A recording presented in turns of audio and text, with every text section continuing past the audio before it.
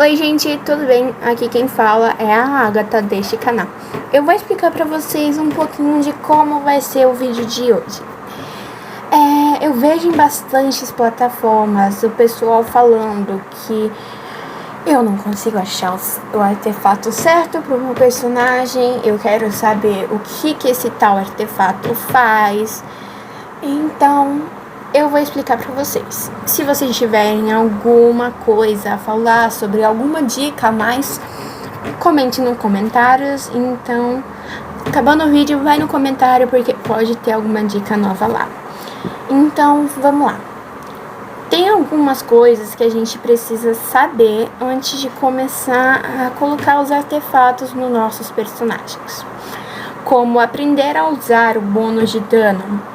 Como, por exemplo, a gente não vai colocar proficiência elemental num personagem gel, porque isso não aumentará o dano dele. Também, outro erro que a gente comete bastante é colocar um artefato de bônus Pyron em um personagem hidro. Isso só não acontece com esses dois elementos, como também colocar um artefato de bônus Cryo num personagem anemo, vamos dizer.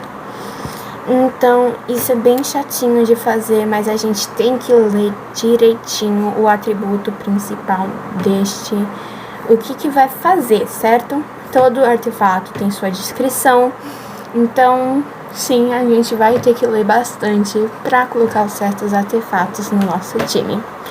Eu vou fazer por partes as colocações de personagens, então vamos falar primeiro dos personagens de cura. Como, por exemplo, é bem importante a gente colocar 2 peças do conjunto do Zelamada, pois o bônus que eles darão é de 15% de cura desse personagem. Também, outra opção que a gente tem é 2 peças do set Concha de Ginda pelo Mar, dando bônus de cura mais 15%. Então, imagina a gente colocar 2 donzelas amadas e 2 conchas tingidas pelo mar. Isso é bem interessante a gente fazer. Então, vamos para a segunda parte do nosso vídeo, que é falando sobre os DPS. DPS, personagens em geral, tirando os personagens de cura, eles são focados em dano, se eu não me engano, certo? Então, tem bastante DPS que a gente vai encaixar eles com, por exemplo, uma Cli. Uma Cli seria interessante a gente colocar 2 bruxas carmesim, porque aumentará o dano pyro, e 2 gladiadores, porque aumentará o dano dela em si. Então, isso é bem interessante, fica a dica aí. Ou a gente pode colocar também o gladiador, o set completo, ou o elemento, o set completo do elemento. Por exemplo, eu tô lá, eu tenho um DPS Pyro, eu quero que ele dê bastante dano e bônus Pyro, então a gente pode optar em colocar um set que dê bônus de dano Pyro, entenderam? Agora vamos para os suportes. Os suportes são gerados e o que eles têm para fazer que o time dê certo é a skill e a ult. Então eu recomendaria a gente ter pelo menos um personagem no time que seja carregado com um set ritual real, porque isso dará uma boa adição a esse time e ficará um time bem legal até. Mas agora, você não quer seguir essas dicas? Eu vou te mostrar como que a gente pode fazer. O atributo principal não tem erro, como por exemplo a flor e a pena. A pena sempre vai ser o dano, a flor sempre vai ser a vida. Então é bem importante que a gente deixe um dos 2 no máximo, porque isso ajudará bastante até na hora do seu personagem for atacar. Mas também a gente tem uma arma coringa, não certo uma arma, mas um artefato. O copo pode dar bônus de tal elemento, bônus de tal elemento. Então, ele pode dar bônus de ataque físico, que não é um elemento, mas também tem copos que dão bônus de ataque físico e copos que dão bônus de ataque de proficiência elemental, pyro, hidro, cryo, anemo.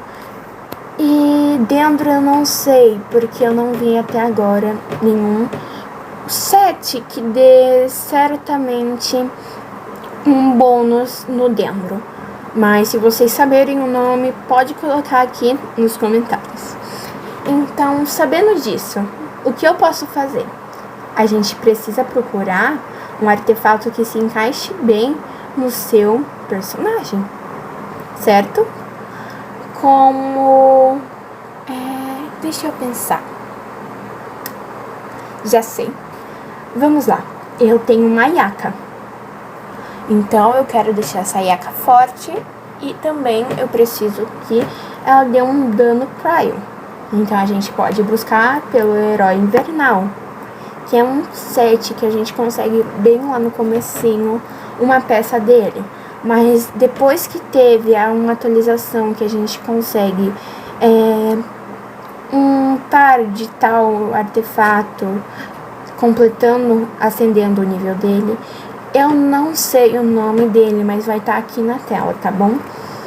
Então é isso, a gente consegue colocar o negócio da Yaka, dando ela dano cryo e o dano dela normal.